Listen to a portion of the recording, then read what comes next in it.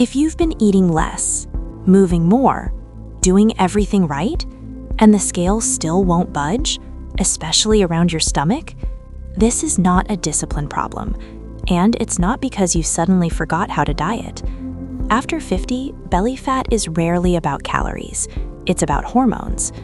Today, we're going to break down what's actually happening inside your body, why your midsection changed, what visceral fat really is, and what leading menopause experts say actually works. Let's start with the truth most women were never told.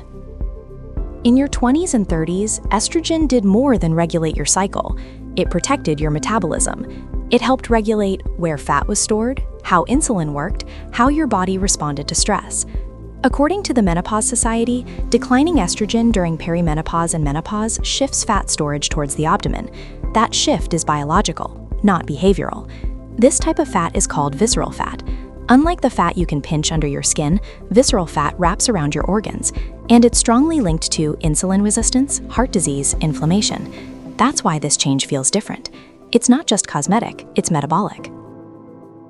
For decades, women were told, eat less, move more. But after menopause, your body becomes more stress sensitive. When calories drop too low, cortisol rises, muscle mass declines, metabolism slows. And cortisol, your stress hormone, specifically drives abdominal fat storage. This is where the conversation shifts.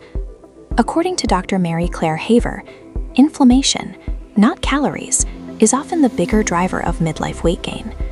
In her clinical work and research summarized in The New Menopause, she explains, as estrogen drops, inflammation rises. And inflammation changes how your body processes sugar, refined carbohydrates, alcohol, ultra-processed foods, which means the same foods that once worked no longer do. Crash dieting makes it worse. Over-exercising makes it worse, because your body interprets both as stress. And stress tells your body to store fat, especially in the abdomen. Here's another piece most women miss. After 40, women naturally lose muscle mass, a process called sarcopenia. Muscle is metabolically active tissue. The less muscle you have, the fewer calories you burn at rest, the more insulin-resistant you become, the easier it is to gain fat. Cardio alone does not prevent this. Long sessions on the treadmill may burn calories in the moment, but they do not rebuild the muscle you're losing.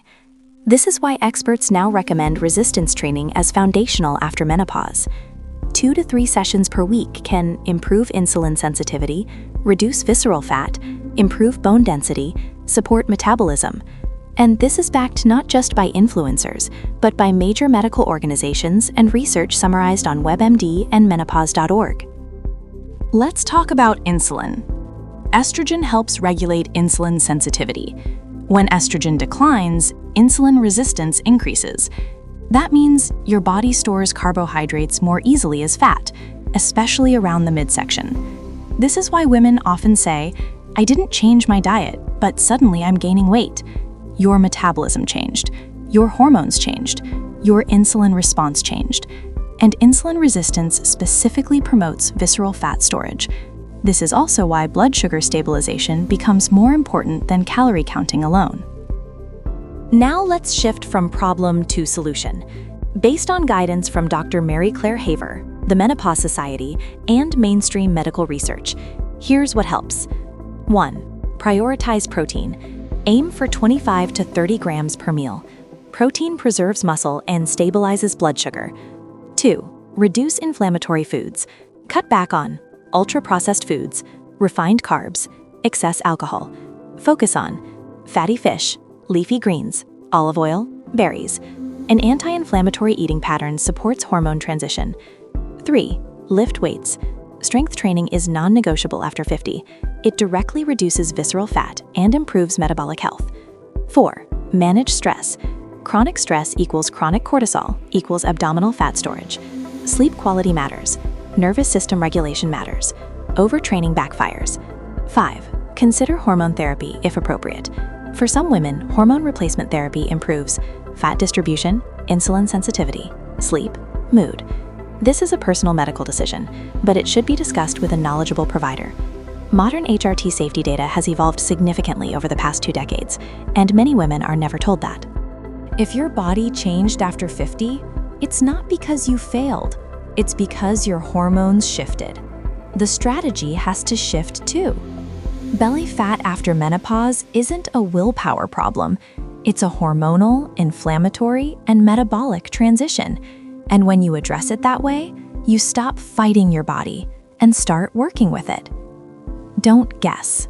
Get informed. Your health deserves better. Please like to support the channel.